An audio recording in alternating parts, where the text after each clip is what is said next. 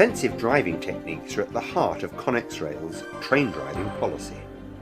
The adoption of these techniques by all our drivers will contribute towards a marked reduction in the incidence of signals passed at danger, or SPADs as they're universally known. The results of a SPAD are always potentially very dangerous.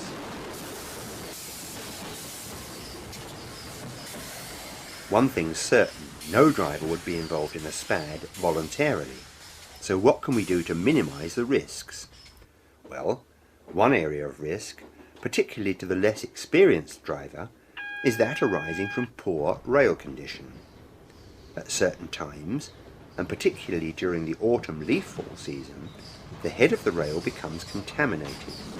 This causes slipperiness, or to put it more technically, it lowers the rail adhesion factor, making it more difficult for the train wheels to grip.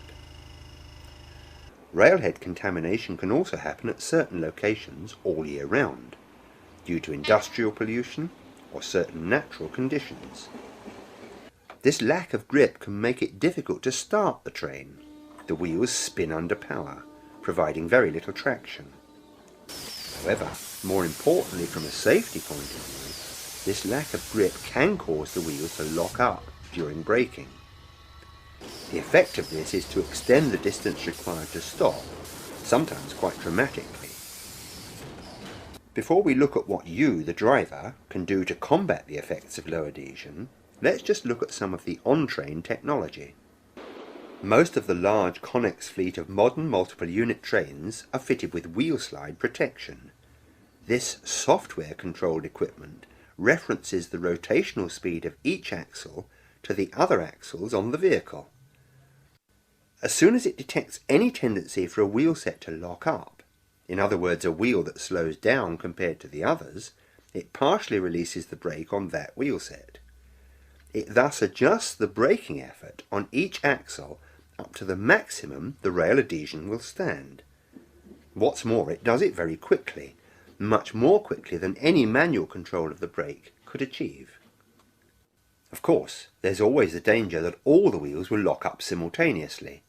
Surely if this happens, the wheel slide protection, or WSP as it's known, will simply think that the train has stopped and do nothing. In fact, it has a very clever way of addressing this problem. Every few seconds, the brake on one axle is fully released. If the train is moving, this wheel set will immediately rotate and, in so doing, tell the WSP software the real speed of the train. The most important thing for a driver to remember about WSP equipment is the simple fact that it can react much more quickly than you can, and that it will minimise the stopping distance even in the poorest rail adhesion conditions.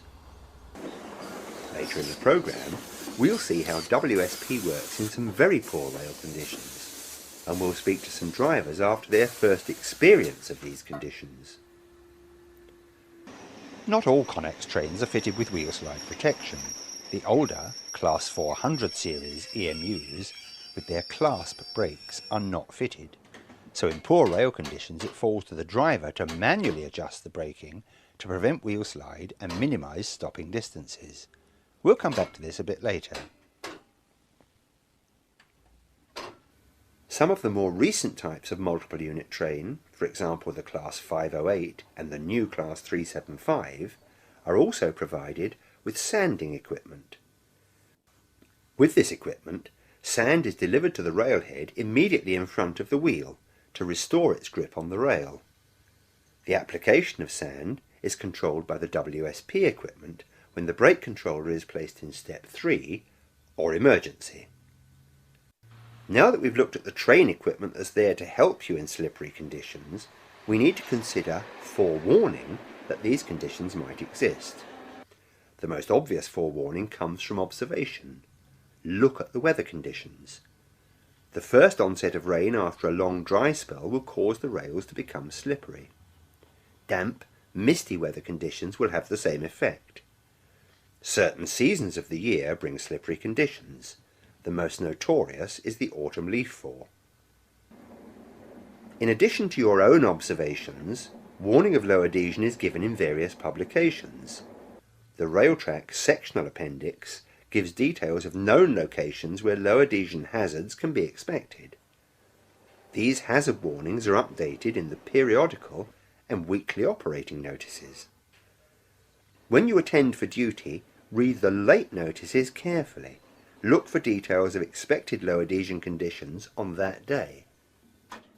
Now let's look at the driving technique you should adopt if you've any reason to suspect slippery rail conditions might exist. If wheel slip occurs when starting or accelerating your train, you'll know immediately that conditions are slippery enough to cause braking problems later on.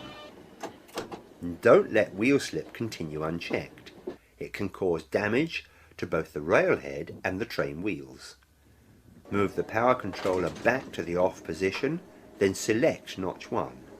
Now rebuild your power slowly to avoid further wheel slip if possible. On the older Class 400 EMUs, you may need to hand notch to prevent the power being applied too quickly. When the rail is very slippery, it's often the initial burst of power when you open the controller that causes the slip.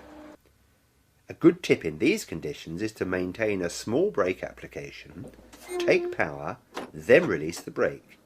This technique graduates the application of torque to the wheel and gives you a smoother start.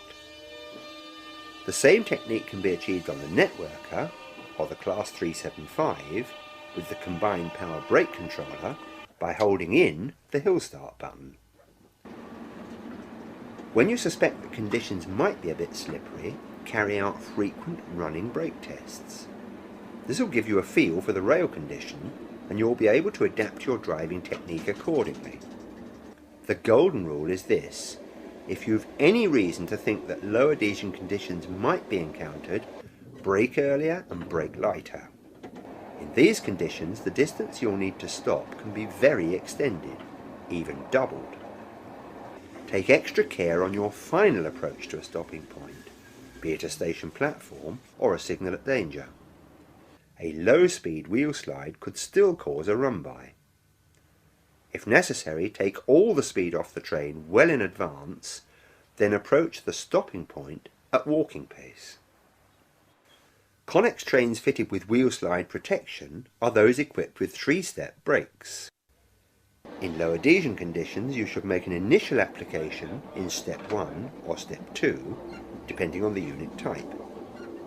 If WSP activity starts at the head end of the train, you'll see it on your brake cylinder gauge and you'll hear it operating, rapidly releasing air from the brakes. The speedometer might also start to swing wildly up and down. If you feel you need it, you can increase the brake to step 3, but whatever you do, don't attempt to counter the wheel slide by manually releasing the brake. In these circumstances, you must trust the WSP to act efficiently in reducing to a minimum the stopping distance required.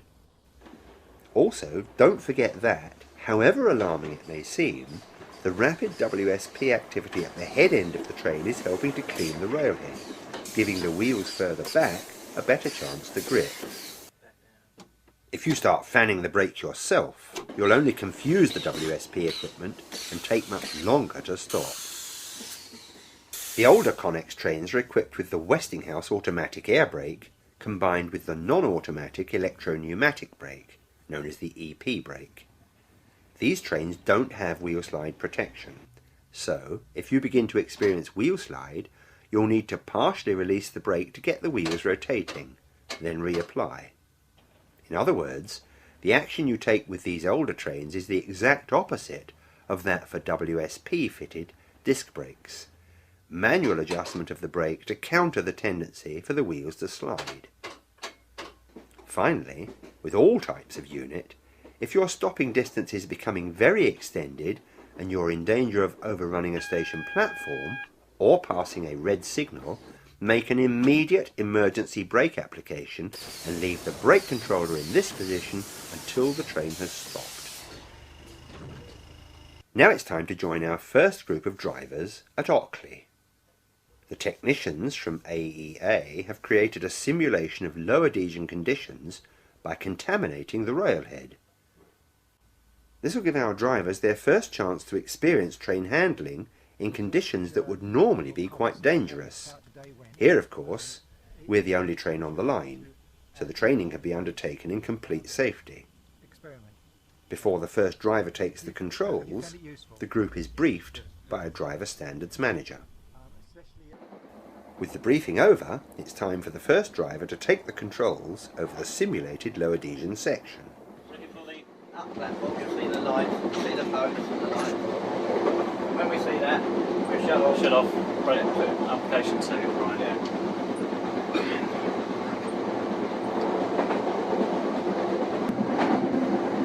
Right, see the platform? Yep.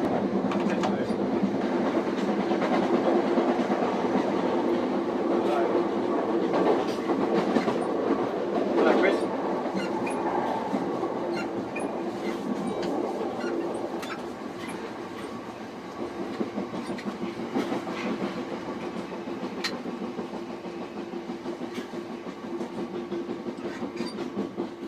You would have stopped. That works. You would have stopped.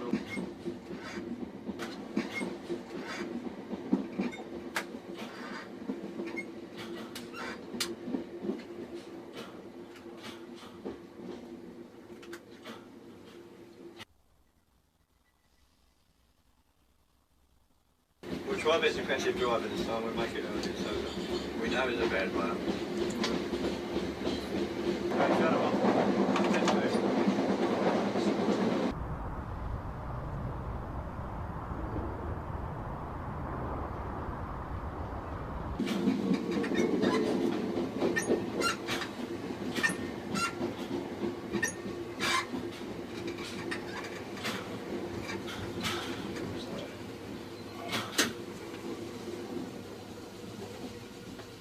Bit of defensive driving, we'll manage it. Okay. It's been worth coming to start. Oh yeah. Certainly now you'd understand, like when you do put the brake in, you just lose, you see the speedo drop and everything, you know that you just got no control really, you just have to wait for the train to take over. Well, also you need to brake a lot earlier than you normally would do in perfect conditions. So basically, brake a lot earlier. The concept of a defensive drive is to prove the safety of ourselves, a company and yourselves, and improve the standards. And all that you need to know thoroughly your routes for defensive driving. If you know the capability of your route and your traction and yourselves, then you can preempt things. You need to be forward thinking a lot of the time. So you need to be forward thinking, know your limitations, know the signs of low rail adhesion. If you know what the symptoms are and the signs are, then you can preempt and react to them. You want to be proactive rather than reactive. You need to think of the vulnerable situations. The weather changes can be minutes. It can be nice and clear one day and foggy, very misty, very wet, and then you come across a dry bit of rail, and then at 500 metres, a mile and a half later, it can come into a leafy covert which is very wet. So you need to be constantly aware and vigilant. Brake early and use minimum brake. Always plan to stop before you intend to, so especially run onto red lights, you need to plan to stop 200 metres beforehand, so you're in control of that. You want to be running over that magnet about 15 miles an hour. That's what you need to plan for. The distance required to stop may become doubled, so be aware of that. And it's the last few 50 metres to 100 metres that's critical, because you've got your speed down 10 miles an hour and you think, oh, I'm safe. And it's, as you've seen today, that last bit, it just plods on at 5 miles an hour and doesn't seem to want to come to a stand. They're the things you want to take. Very careful on your final approach. And finally, don't allow yourself to become distracted at crucial moments. And again, that's at the low speed end. At the high speed, everyone's aware and you're alert. At the low speed end, you seem to switch off. So don't let yourself become distracted. A week later, we joined another group of drivers on the Bromley North branch. The same simulated conditions had been applied, but this group are driving a Class 466 networker.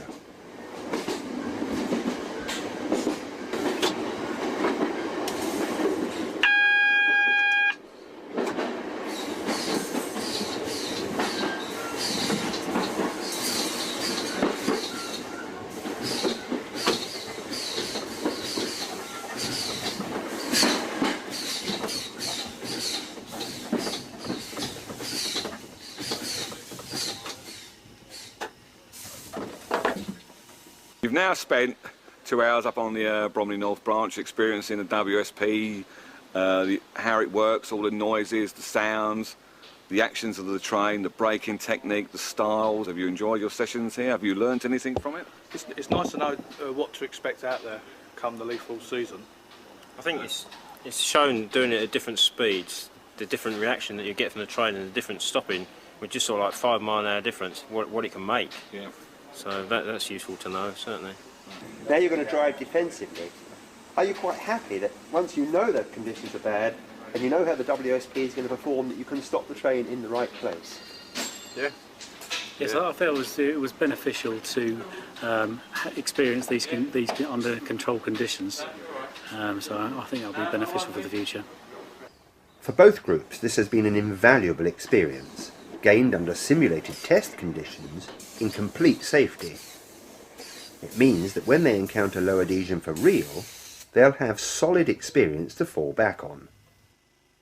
So, we've looked at some of the causes of low adhesion conditions, the on-train technology provided to help combat the problem, driver awareness of weather and other factors which cause low adhesion, and defensive driving techniques to minimise the effects of such conditions. Don't forget that the drivers we saw were handling 3-step brake units fitted with WSP equipment. Older tread brake units without WSP must be handled in a different way. These newly qualified drivers have not experienced a leaf fall period before and will have learned a great deal from these simulated conditions. Other long-standing drivers will have experienced this for real in previous years. However, the problems encountered and the lessons learned are identical. This program supports the techniques covered within the Connex Train Driving Policy booklet. In it you'll find a more detailed explanation of the topics we've covered here, as well as some important instructions on reporting procedures when you encounter poor rail adhesion. Read the booklet thoroughly, and if you've any questions, your driver standards manager will be pleased to answer them. Don't forget that low rail adhesion is a potentially dangerous hazard. Extreme low adhesion conditions may be likened to black ice on the road. It's only by understanding and applying the correct driving techniques that the dangers can be minimised. Defensive driving is an all-year-round technique to be applied by drivers of all ages and levels of experience. Forewarned is forearmed. Drive safely.